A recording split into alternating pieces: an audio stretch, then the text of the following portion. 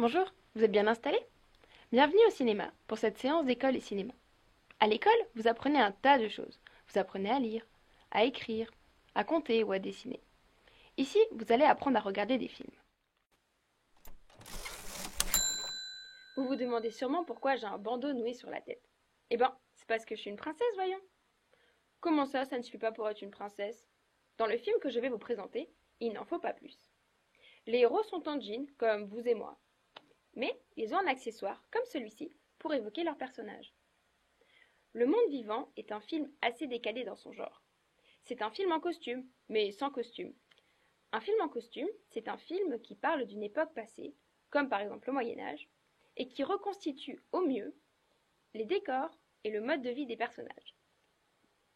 À plusieurs reprises, le film se permet pas mal d'anachronismes, c'est-à-dire qu'il intègre des éléments qui ne sont pas fidèles à l'époque, comme par exemple des baskets qui n'existaient pas à l'époque des chevaliers.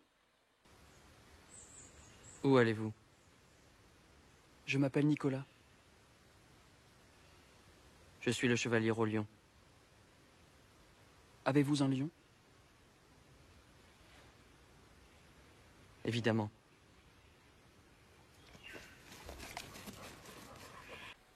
Est-ce que vous voyez un chien? Moi je vous dis que c'est un lion.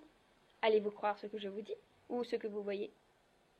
Le film a été écrit et réalisé par Eugène Green, qui joue beaucoup sur la parole et la langue, bien plus que sur les effets spéciaux. Ici, il n'y a aucun trucage, ni numérique, ni technique. C'est la langue qui est magique. La formule se trouve au cœur de la langue française. Dialogue savoureux, imparfait parfait, et diction aux liaisons bien marquées. Je viens de donner à manger à l'ogre.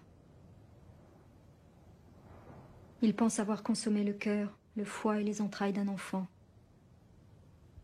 Mais je lui ai servi les organes d'un porc.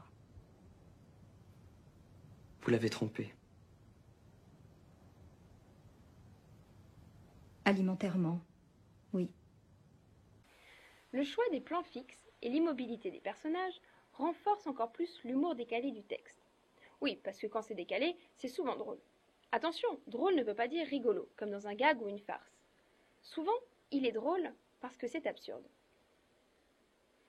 Dans le monde vivant, vous allez découvrir plein de choses étonnantes, comme par exemple des chaussures anti-bave de limaces. Ça a l'air amusant, n'est-ce pas? Bon, comme promis, partons à l'aventure.